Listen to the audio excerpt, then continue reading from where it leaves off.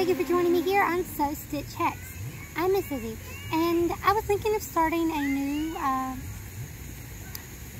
episode structure for Ask Miss Izzy, because I have a bunch of people who really enjoy my advice, and so I thought I would post some of the advice more often, and that is the idea. Alright, to get started with Ask Miss Izzy, I have a question that came in as a response to the anger advice video, where somebody feels they owe someone an apology, and they were wanting to write a letter, and, like, send it to them, I guess.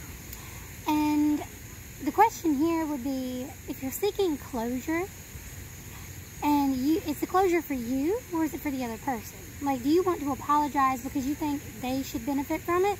Or would it make you feel better by offering this apology or trying to reach this, like, ground of understanding?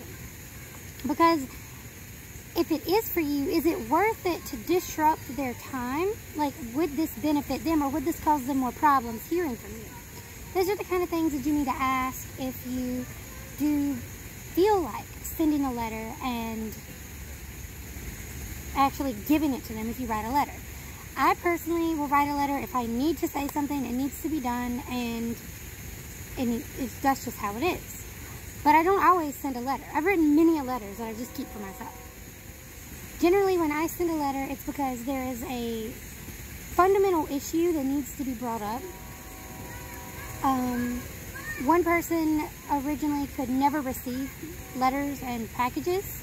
Like, they just couldn't do it. It would always get lost in the mail or sent to someone else because they said it was their words that made it impossible. So, like, I send them something to prove, like, my pure intent and, like, not trying to, like, I'm not lying or trying to deceive or manipulate anyone. Like, this is just fucking how it is. And it got there, but it didn't really make a difference. Well, those are the things that I've sent letters for. I've also given someone a letter when I had, like, a list of the problems that I, like, feel like we needed to discuss, and I've taken it to them and provided it to them. That is one of the reasons why I would give someone a letter, is to actually have a physical ground for it being said.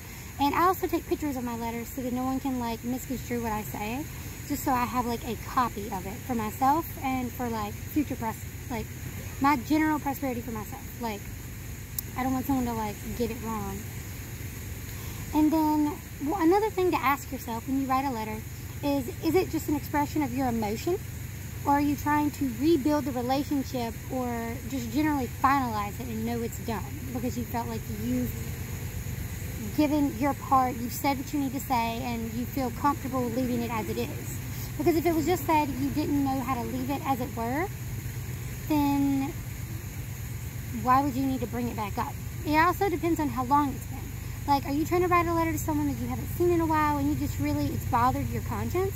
Or are you just trying to write a letter to someone that you just had a falling out with, like, 2 or 3 months ago? Because this is a big difference in, like, the time frame of, would this be relevant to them or would this be irrelevant? And that's just something to consider too when you are writing your letter.